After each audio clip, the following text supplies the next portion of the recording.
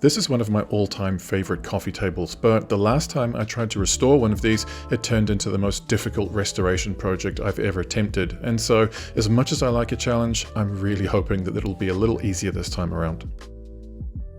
The design is Johannes Andersen for Uldum in Denmark, and it's an absolutely iconic piece from one of the most iconic design series of the mid-century era. I bought it at auction and imported it from Denmark because the price was reasonable and it looked like it was in much better shape than the previous one I did, but now that it's actually here, I can see that it's going to be a lot more work than I anticipated.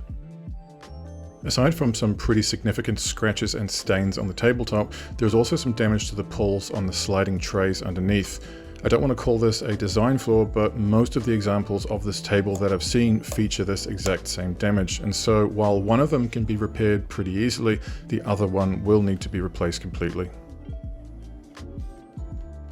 I'm going to get started on the table itself first though, and we'll come back around to the trays later, so for now I'm going to take the stoppers off and remove them. As with most of my projects, I'll start by applying Universal Paint Stripper to lift out all of the decades of oil and dirt in the surface. I'm pretty sure this table has actually been refinished once, but it must have been a long time ago because the amount of dirt and grime that has accumulated in the wood grain here is pretty substantial, and so I wouldn't want to risk just going straight to sandpaper and pushing it back into the timber. Normally I would leave the stripper for about 15 to 20 minutes before scraping it off again, but in this case I ended up leaving a little bit longer and it ended up being a little too dry when I scraped it off again. If I'd done it just a little bit earlier it would have been perfect, but the problem now is that it's still leaving a lot of dirt and oil in the surface, and so I'm going to have to give the top another coat of stripper to pull it all out.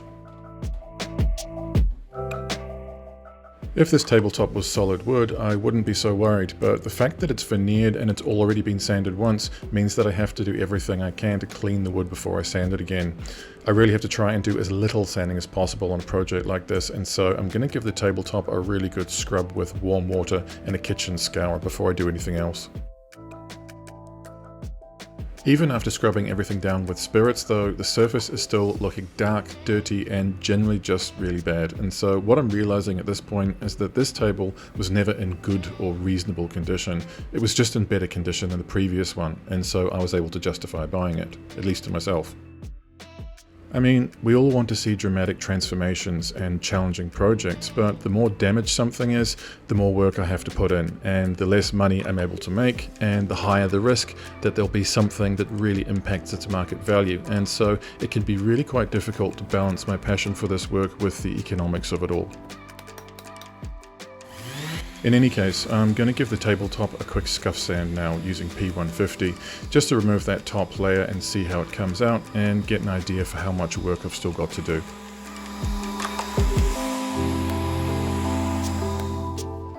What I'm going to do now is a little bit risky, but the main thing concerning me about this veneered top is that there's some heavy denting where some kind of blunt object like a furniture leg has been dragged along the top and compressed the veneer into the substrate below. The reason using the iron is risky is that if the surface becomes waterlogged and water seeps through the veneer and gets into the pressed wood underneath, it can cause sudden swelling once the iron is applied, and then you've got a real problem which you might not be able to solve. But I am being really careful here, and I do need to try and pull these dents out a little bit in order for this table to be actually put on the market when it's finished. My experience is that because it's vintage furniture, most people are okay with some imperfections, as long as you can minimize them and generally make the piece look as good as possible in every other way. But in any case, we'll have to see how well I can pull them out or make them disappear in some way. In order to help that happen, I'm now giving the tabletop a coat of oxalic acid to help tackle some of that discoloration. There are lots of little stains and patches that can't be sanded clean here, and because I don't want to use any heavy wood stain on this piece, the oxalic acid is really the only chance I've got to try and bleach them out and bring everything into alignment. Once it's dry, I'll wipe all the dried crystals off with cold water and then let it dry again. But in the meantime, I'm going to repeat the entire process on the legs and then bleach them as well, so that I don't end up with a color mismatch. Because the leg and apron assembly is solid wood, I'm using P120 to just scuff that top layer off as quickly as possible, because we're right in the middle of this heat wave here and my usual red face is just about turning purple in the heat. I'm lucky that my workshop actually stays pretty cool, but it's about 35 degrees Celsius outside, and so things are getting pretty sweaty. There's actually quite a lot of scratching and scuffing on the legs too, and so I'll give them a quick treatment with the iron as well. Even if there's no damage, I often still like to iron any solid wood components anyway, because of the way it lifts up the fibers and makes the surface so much easier to sand once it's dry.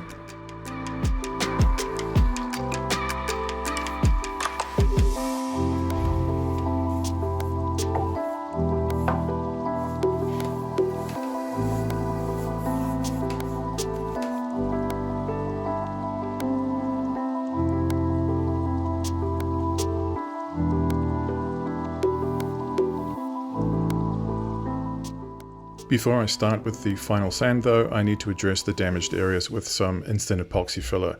Wherever you've got areas where little chunks of material are missing, especially in areas like edges and corners, the epoxy can be a good solution to provide a hard and durable repair, which can be painted over and blended out later on.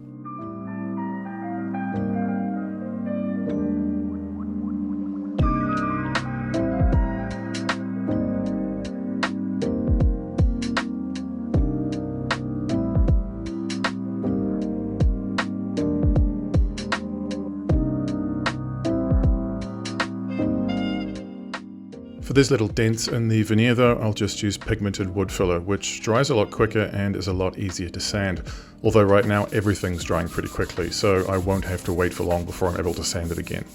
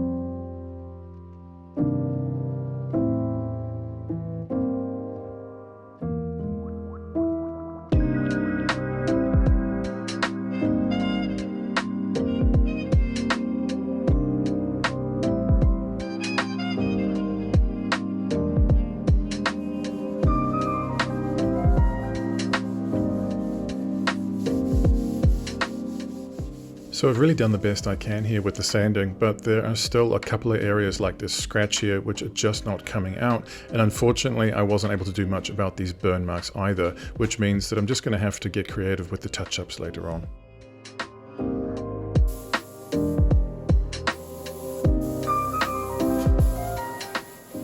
I'm going to start with this batch of custom Danish oil that I made a while back and see how it goes. This is a slightly pigmented blend which really accentuates the natural red and orange tones of the teak, and I would typically apply 3 coats over 3 days to build a hard seal, but because of all the touch-ups and repaired areas that I'm doing here, I may have to switch to a different product later on, depending on how it goes.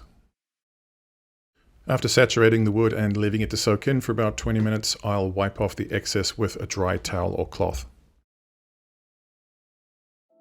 Now that the first coat has dried, I can get a better idea of what color tones I'm dealing with and start mixing up some acrylic paint to use for the touch-ups. This is typically a long and drawn out process of trial and error, and I don't even know if acrylic paint is really going to fit with this type of finish, but I'm going to try and I'm going to see how it looks.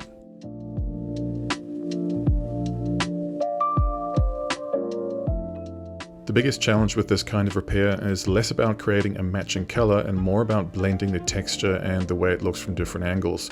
With natural timber, you're getting that natural depth and chatoyance, whereas with markers or paints or wax crayons, the painted area tends to look flat and lacks the detail and complexity of natural wood grain, which makes it stand out. The only way to really get around this problem is to build complexity into the repair by adding to the touch-up in layers. I've actually removed the acrylic paint touch-ups and switched to Mohawk blend all sticks instead, because they tend to be a little easier to blend and fade into the surrounding area. I'll add a little bit of color and then seal it with lacquer spray, and then add some more once it's dry, so that I can start to build a more nuanced and natural looking repair.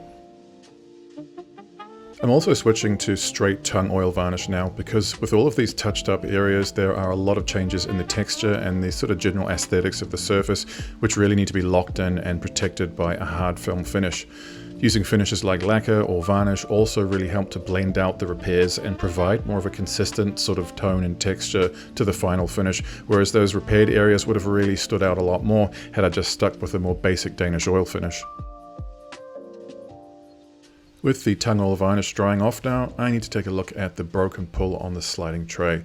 My plan was to trim it off in a straight line and then glue a replacement piece of teak back on, but having done this twice already on the one I restored last year, I know that between all of the cutting, gluing, trimming, shaping and color matching involved, it is a huge amount of very tricky work, and so I'm going to go with a simpler and more straightforward solution this time around. Because the center of the pull is still intact and undamaged, I'm going to replace the missing material with epoxy filler. This is not an ideal solution, but this epoxy sticks very well and dries very hard, and so I'm confident that when combined with the structural strength of the undamaged middle section, it'll stick as well as any glue would.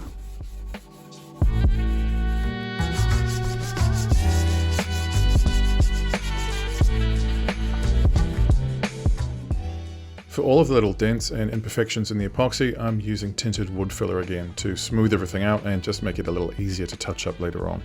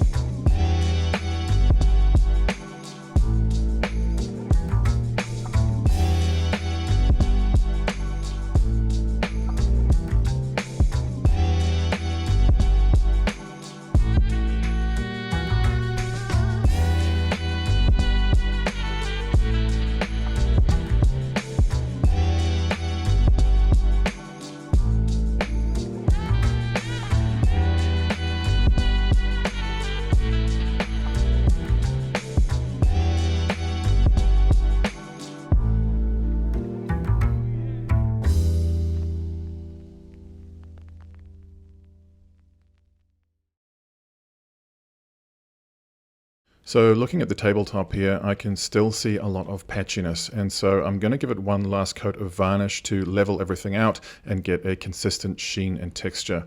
Despite all the bleaching and sanding and touching up I've done on this piece, it still has a couple of scratches and stains that I haven't been able to remove completely, and on the whole it definitely has retained a vintage patina. And so rather than trying to eliminate all traces of age and use with this piece, I've sort of steered into it and tried to make it look as beautiful as possible with all of its imperfections, rather than trying to make it perfect.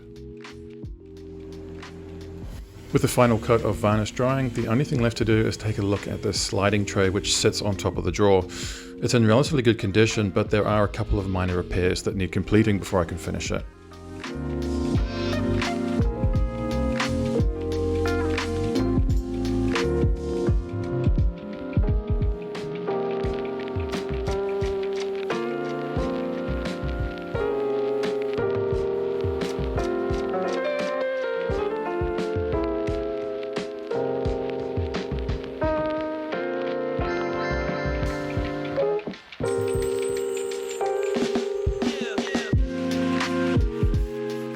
And now that all the varnish is dry, I'm going to sand it back with 320 before giving it a polish. I've been experimenting with a few different tung oil varnishes lately, and the one I've used for the final top coat here is much glossier than I'd expected, so I'll need to do quite a bit of sanding to cut the sheen down so that it retains a more natural satin look. Using a Scotch Brite pad also really helps to tear out any particles that might be stuck in the finish, while also cutting down the sheen a bit further and sort of flattening it out so that it's smooth and silky when the wax is applied. And as always, I'm using Howard's Feed and Wax Orange Oil and Beeswax Polish. I'll apply it with fine steel wool and then buff off the excess after about 20 minutes or so with a dry cloth.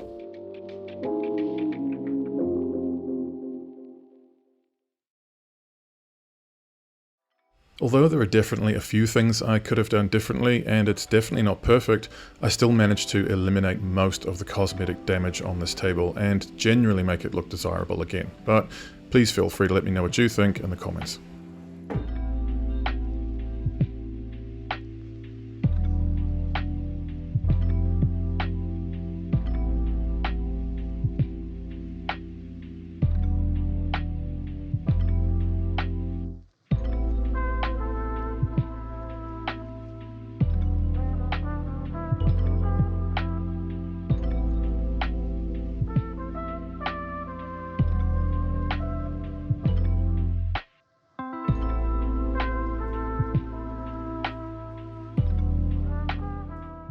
If you've made it this far and you want to support the channel, please do like and subscribe.